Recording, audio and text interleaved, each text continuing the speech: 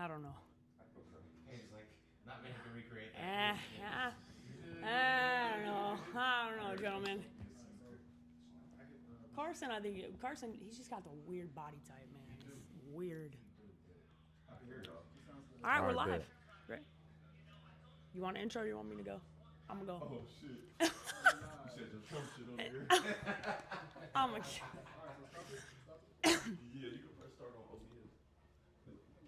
Oh, Okay, we're going. Are we good to go? yes. All right, guys. Well, we live. I already talked about Trump on this live, so this is behind the scenes all time. But here, Draft Club, Safety First. This is a special collaboration happening at the NFL Draft, Day 2. TJ, we are reacting to everything that happened last night. Yeah. And there is no better place to start than the thing that set us off last night, and that is the LA Rams selecting Ty Simpson at pick number 13. Just talk to me about this. Now that we've gotten all this reaction, we've seen Sean McVay. It was very clear my man did not, at least he may have known, but he was not happy. Yeah. What is your reaction now that we've had some time to digest Let me take this? a sip of coffee real quick, 'cause this may be all night. Yeah, this is gonna be a long one. No. McVay proved what we thought when the draft actually happened. 100%. There is something fishy going on about taking Ty Simpson that high 100%. into a team that is in a win now mode, has a starting quarterback, an MVP quarterback that can play at least 3 to 4 more years, 100%. and needs players that are going to contribute right now to beat your division foes, the Seattle Seahawks, who are defending Super Bowl champions, and you go high in the first round and draft somebody that is a non-need. Yeah. It's a wasted pick. Yep. It is a total wasted pick, regardless of his talent level. Yeah. He could have been warranted of going that high, which 100%. I just based on skill set, based on what he's done in college, he's not.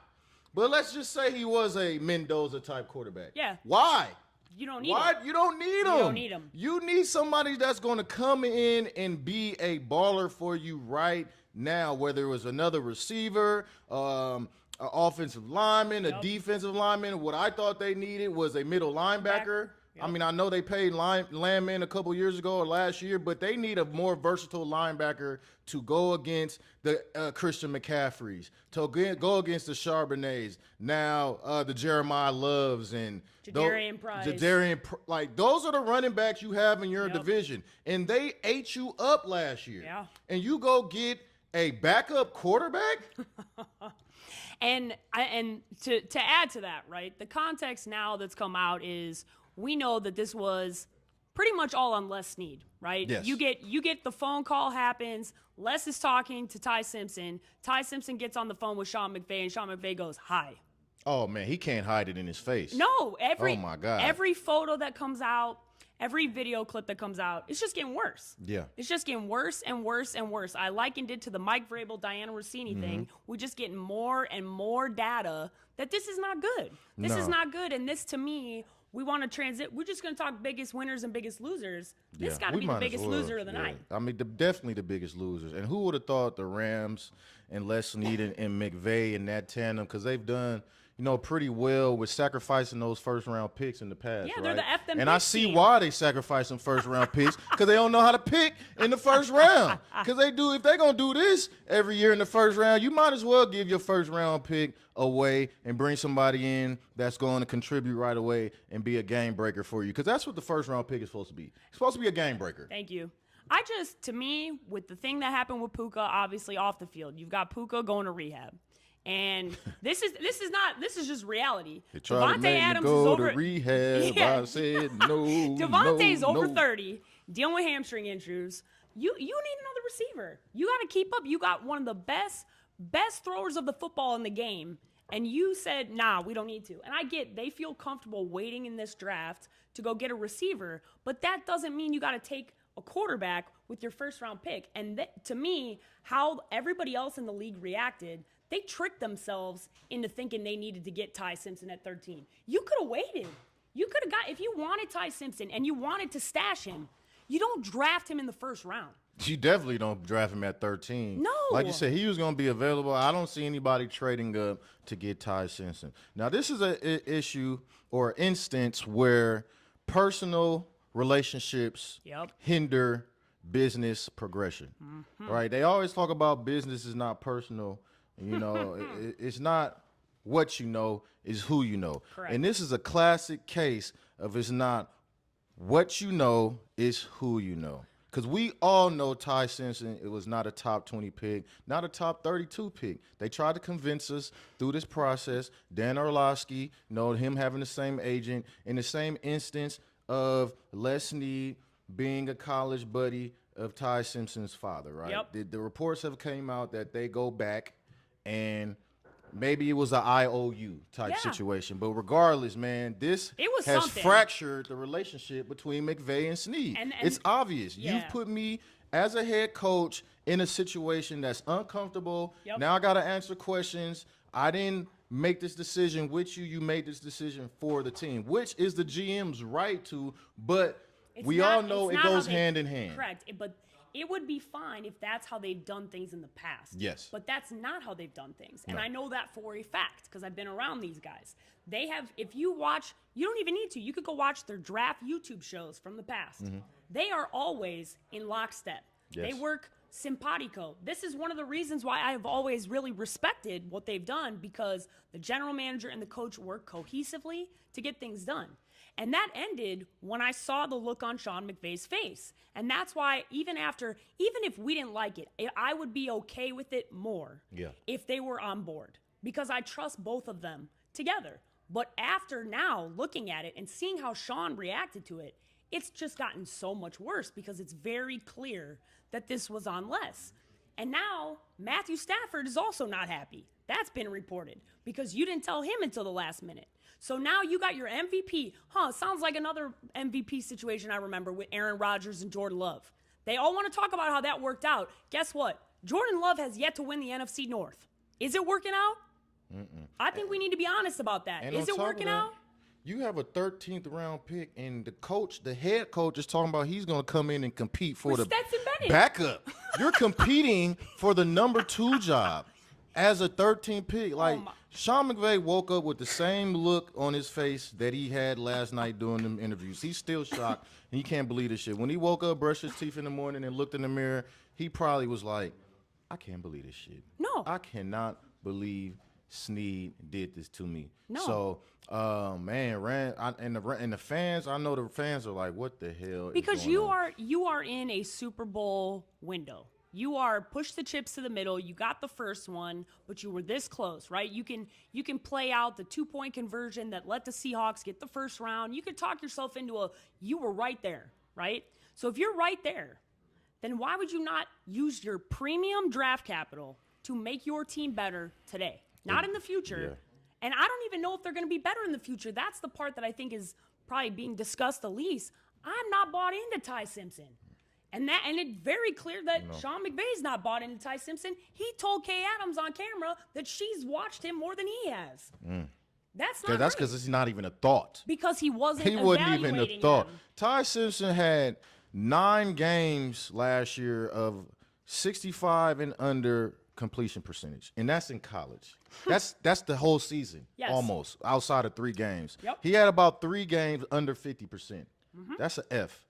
I'm not taking nobody with that type of performance, especially in the big games. The Auburns, the Georgias, the Indianas, like horrific performances. And if I'm looking for somebody to go, especially be a first-round NFL quarterback, you cannot perform because every game in the league is going to be Indiana, Georgia, and Auburn. Thank you. Every game.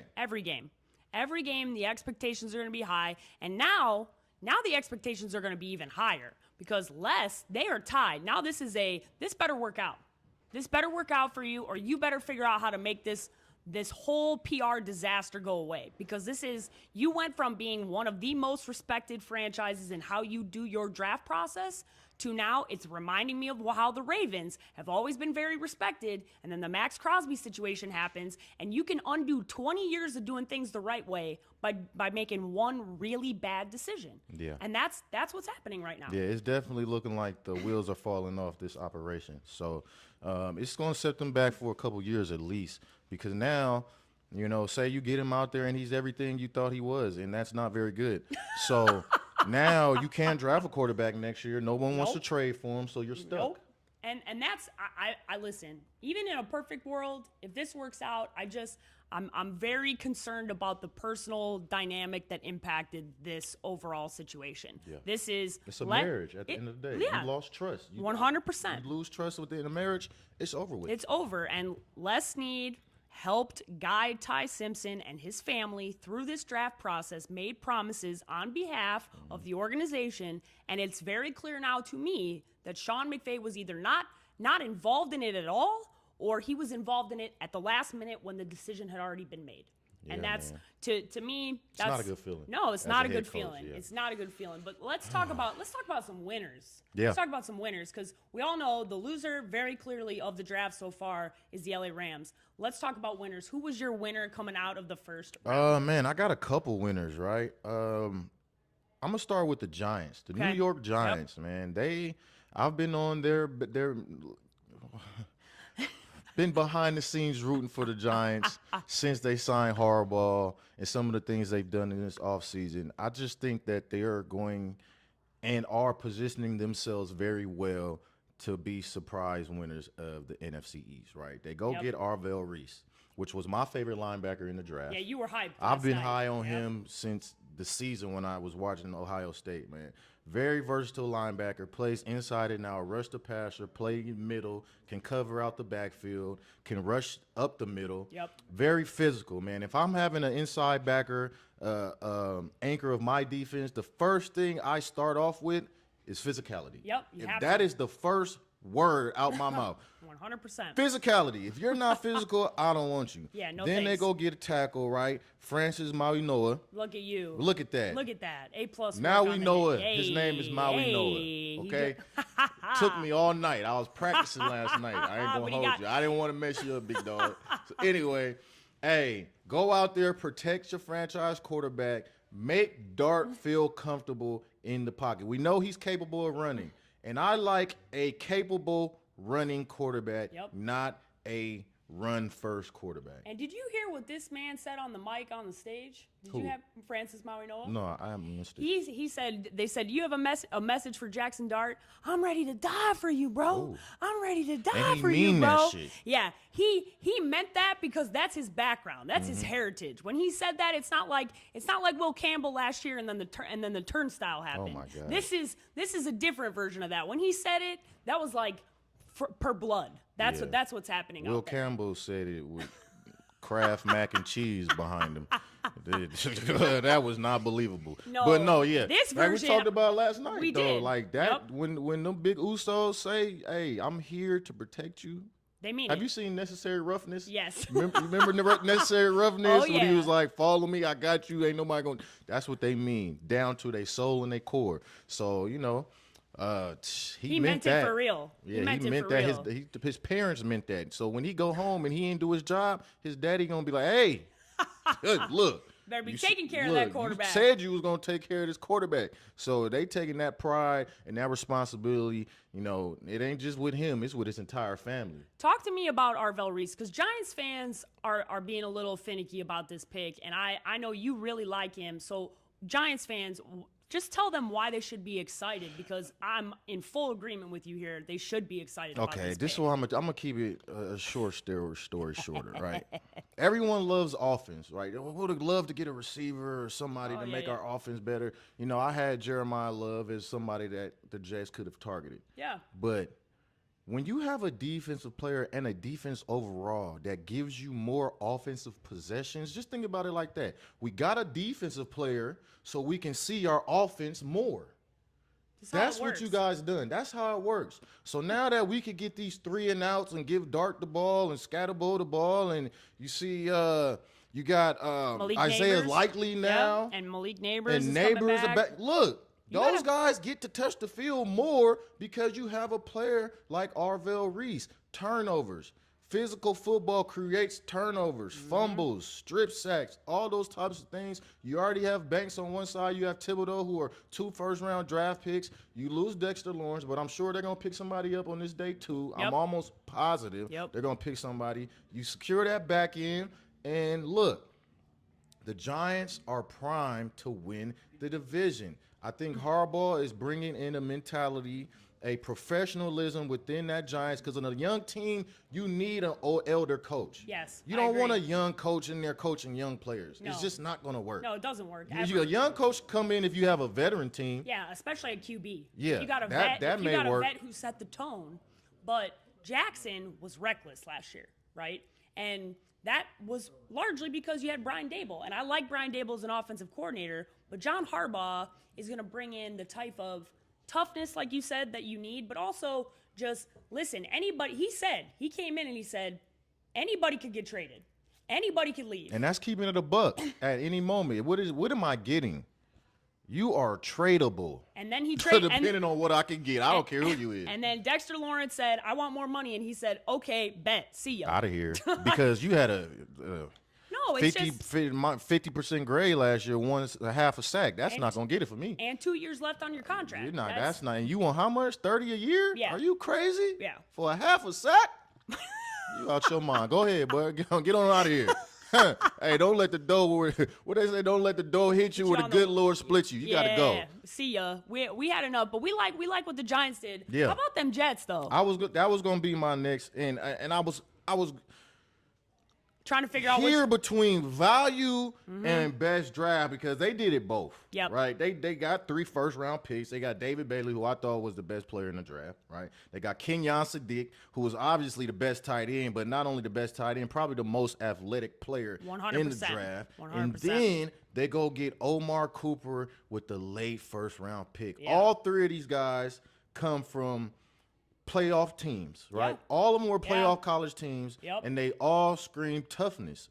David Bailey, tough as nails. Kenyon Sadiq, he blocks like a guard, but he's athletic like a receiver. Yep. And then you got Omar Cooper, who's a secure catch-the-ball guy, but run after the catch, he runs like a running back. And you add him Break tackles, all that. And you got Garrett Wilson, so you add him alongside The deep Garrett, threat. right? So now Your route runner. Now all of a sudden your offense, you're looking at Garrett Wilson, Kenyon Sadiq. All of a sudden this is Man, looking look. like Breece Hall. Like you got it's a pretty nice Breece offense. Hall, home run hitter. Yep. Omar Cooper, who's going to block. He's going to set them crack blocks up for Breece Hall when, it's time to do the dirty work. Yeah. Hey, these are all championship caliber players, and that's what you want, championship caliber players when you're looking at these draft picks. What is the mentality? Who coached them in college? What are they coming to my team, and what are they bringing? It's a win-first mentality. It's a sacrifice. What do we have to do to win, Coach? I'm with it. Let's do it. I like that you pointed out that all 3 of those guys came from college football playoff teams.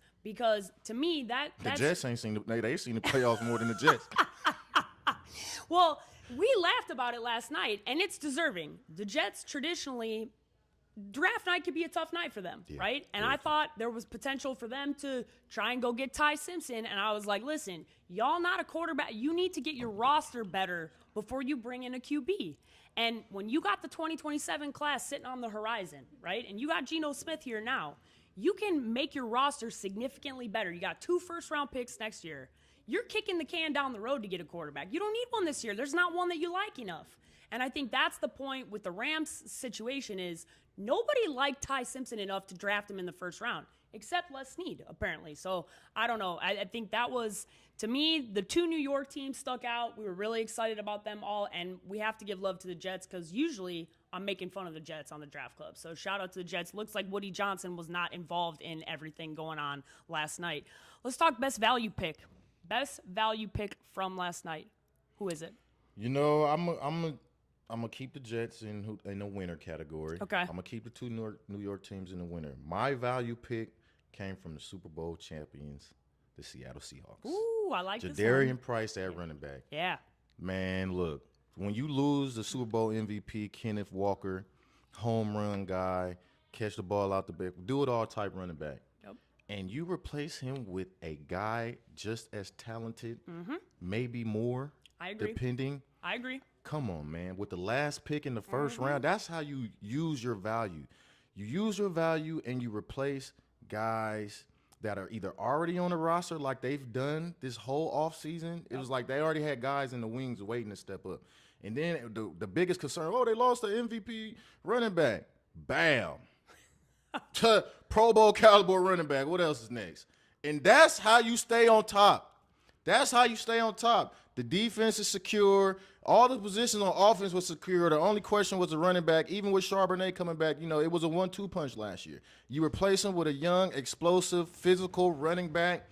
Seahawks are primed to do it again, man. They primed to run it back. And that's how you draft, Rams, if you didn't notice, man. That's how you draft. That's your first-round picks go to guys that's going to step on the field and play right now. And you said it last night. You went, hey, I think that, what do they need? Running back. And what did I say immediately? Yeah. Jadarian Price. Yeah. That's the dude. These guys, Jeremiah Love and Jadarian Price, I cannot speak highly enough about what they did, the fact that they stayed at Notre Dame, they were offered to leave, multiple $million contracts on multiple teams. They stayed. They wanted to be at Notre Dame. They wanted to stay with that professionalism. They wanted to be with Marcus Freeman, who runs that program as close to being like an NFL team as it can.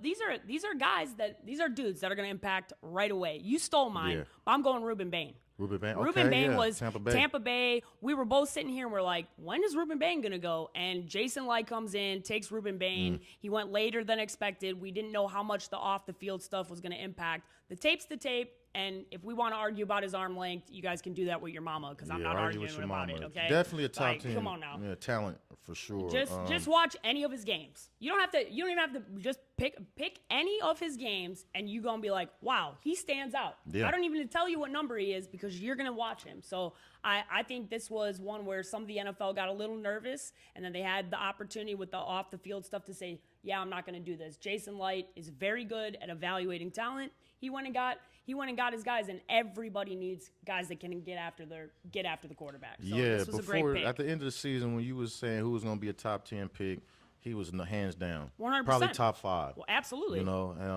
And as the offseason goes, as the draft season goes, is always some skeptical things from people who've never played the game that they're worried about. Now, in this case, he did have something that came up from a few years ago that, a lot of teams sometimes gets in the way of recruiting the player and the person that you've been interviewing and that you've seen because of one mistake. That's unfortunate that happens in this league because mistakes happen. Mistakes happen. And also, just for people that don't know this, the measurable thing is ridiculous because the NFL doesn't even have a consistent process in how they do the measurables. We go to the Senior Bowl, it's done one way. We go to the Shrine Game, it's done a different way. We go to the Pro Bowl, it's done a different way. We go to the Combine, it's done a different way. Everybody want to use their own stopwatch. We got different times for the 40s. We got different times for, last year we had guys who hand length was one time at the beginning of the year and their hands didn't grow. You guys don't know how to do the measurables. To me, this is the part of the scouting process that is the most obnoxious because there are certain things that translate and there are certain things that we overthink. And that's one of those things. Everybody that you talk to is like, hey, Ruben Bain can play. That was a perfect Jason Light pick. So that was a great value pick. I agree. That was a very valuable pick. All right, let's have this conversation about the green room last night, right? So we were talking about this before last night. Just the fact that there are guys that are sitting there, right? And there are 2 guys last night that have to sit through that whole night, and they don't get drafted, right? And it's this weird dynamic that happens because the league office invites the players, and they don't consult the teams. So now you've got guys that are sitting there, and it's this uncomfortable moment watching these players sit there the whole night.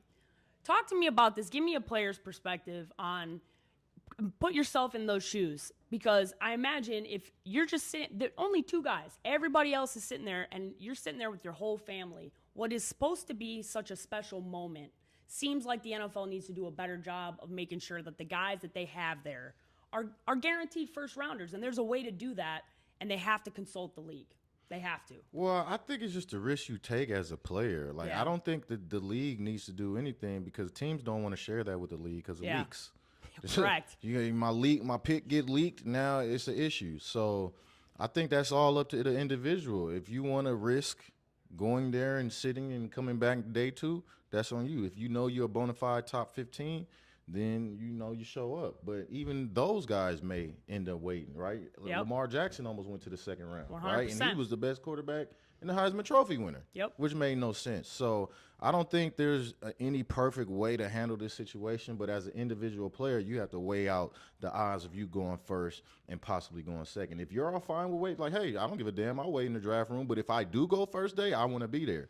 Go ahead, do your thing. Mm-hmm. But I don't think you should be upset if you end up waiting. Yeah, be upset like, damn, I missed the first round. That sucks. But don't be upset that, you went there and now you have to wait a little bit longer to get drafted, because at the end of the day, man, late first round, early second round, it is a few $1 million. I'm not going to hold you. I'm not going to hold you. It's a jump. But, you made the decision to pull up, right, for the experience. 100%. And now, the second day, it's almost as big as the first. And that's what I was going to say.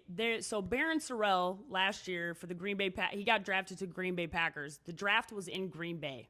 He ended up having the most special moment of the entire draft because he walks across the stage to all Packer fans and they lose their minds, right? And so you very rarely have the actual fan base that gets their guy there, and he ended up staying and enjoying his moment. And I thought he took an opportunity to turn what was an uncomfortable first night of sitting around to then come back and be able to say, hey, you know what? I still got to be a part of this. I got to be a part of the experience, and I got to have a good time, right? Yeah. And at the end of the day, I think it's probably the agents are the only ones that are going to have to fix the process if they want to. Man, look, the agents, they just want to be on TV. Thank they you. want to, hey, give my hug so everybody can see them and be like, yeah, this is my guy. I mean, that's the agents. That's what they do, It is a show me business. Yeah, if I could outlaw the agents being in the green room, it would be the first decision I would make as the commissioner of the NFL. Good Lord. But, I mean, I stayed at home. It wasn't like I got invited, but What was your draft? I was at home, man. I was out in Situation Antioch, like? California with my Okay. family, and I knew I was going early second day. Mm-hmm. The Browns told me that I was going. The Eagles, I had talked to the Eagles, and I had a meeting at the Combine with the Cowboys, so they all were talking mostly second round. I really should have been a first rounder, but I missed half my senior year. Hey, with a high ankle sprain. I think the career ended up pretty good. Yeah, it was all right. I could have had a think- few more million coming out, though. I ain't going to hold you. But, no, man, it was great. I spent it with my family, my friends, my partners. Yeah, good. The Browns, I didn't wait long at all. The draft started. Before I looked up, I was on the phone. So it was Rob Ryan. He was like, yeah, I told you I was going to come get you. You're going to be around. And Rob's funny as hell, man. Rob's funny. Then I got on the phone with Eric Mangini and Mike Holmgren. And, man, it was dope. It was dope as hell because the Browns had took Joe Hayden first round. So I'm like, oh, I'm going with another DB. We the first two, safety, corner tandem. Still my dog to this day. Came in, thought we was going to change the whole organization around. Colt McCoy came in the third, and we had Montario Hardesty was second. I'm like, oh, we drafted. Okay, Mike. Okay, Mike. Yeah. Nah, it wasn't. We couldn't do it. We couldn't do it. Hey, we listen, tried, though. That's the thing about the draft, man. You can be real hopeful in April, and things Yeah. change really quickly when you get to September. It's a reality check, man. You realize it's not just what you do as players. Like, this thing is a machine. It's top down. Listen, who were we talking about? The Rams, front office, head coaching, personnel, everybody got to be working together, and there's got to be a lot of things that go right to make sure that happens. Let's finish this off with the best players available coming into day two. Who are some of the guys that you're excited about that are still available? There are a lot of receivers that are available still, a lot of corners still available. One of those guys, Colton Hood, one of the guys that was sitting in the green room last night from Tennessee. A lot of guys, honestly, DBs. I think that's where we're going to go today. That will probably be the beginning of the second round. Who do you like coming out? I like Hood Yep. for sure. I like Boston. Yeah, receiver, Denzel Boston. Denzel Boston from Washington. Those will probably be my top two guys. Avian right now. Terrell, that's a guy. Avian Terrell, Yep. I like Hood a little bit better. Okay. Avian Terrell is good. He's very good, very quick, very good. Gets his hands on the ball a lot. His brother is AJ, who plays for the Falcons, was first round pick himself. But yeah, I think Boston, he's definitely a first round receiver that just had to wait a little bit. He's gonna make a quarterback very happy. One quarterback very happy in this league. Yeah, Emmanuel McNeil Warren, another guy, the kid from Toledo. They're going to be, and I think they're going to be a run on receivers for day two. There are a lot of guys that we evaluated that are in this position. I want to end today with you're getting ready to go make a pick, man. How you feeling? You're going to be out there announcing the pick for the Denver Broncos. What is that moment going to be like? Walk us through it. Oh, man, I'm get on the bus at 5 o'clock. Yep. They're going to take us over there with all my Broncos gear on and stuff and see the crowd and other teams' announcers. So we had a meeting this morning. It was some greats in that room, man, that are doing the picks for their individual teams, man. Lynn Swan was in there, and Curtis Martin, and Jake Delhomme, and Mark Ingram, Joe Hayden, like all these guys that you played against are doing the announcement. So I was just, we had a quick meeting with Goodell this morning, and that was really cool. Marquise Colston, it was just a bunch of guys in there, man. I'm like, oh, this is dope. So what are you gonna do to stand out? You gotta get the crowd. Man, going, Broncos, we got the coldest gear. So first off, the gear is gonna be cold. The starter gonna be cold as hell. And then, I'm gonna do my thing up there on the mic. I ain't gonna spend too much time, but definitely whoever gets picked is gonna help Broncos country immediately. Because when you coming in the second day, whether it's second or third round, you're looking to come in and play, maybe if it's not a starter, a rotational player, or you're going to be a key guy on special teams for sure. Put the GM hat on. Who are you what position are you looking at that the Denver Broncos need to go in? I'm definitely looking at linebacker for us, middle linebacker. We just signed Singletary, or I think that's his last name. Singleton. Yep. Singleton. I got you. We got Snead in there, but I think we're going to get some young juice in there, maybe Trotter. I want you to announce a defensive player because I know you're going to have more juice up there. Yeah, man. It always starts with the defense. I think our offense is pretty stout right now with what we've put together, especially bringing Waddle in. That's why we didn't have a first-round pick. So you give up your first-round pick for Waddle, a receiver on offense, you got to backdoor it with a defensive player. I know our defense was the best in the league last year, but we always could use depth. And I think we need depth on the inside at middle linebacker, whether it's Mike or Will, one of them. Well, Broncos, help us out, man. I got to see him announce a defensive player. So if you can make that happen, that would be super helpful. But listen, we will be out throughout the draft. Next couple days, watch YouTube, social media. The collaboration continues between the Draft Club and Safety First. Paige DeMacos, TJ Ward. Be sure to watch him announce the pick tonight. Yeah, tune in, man. Live.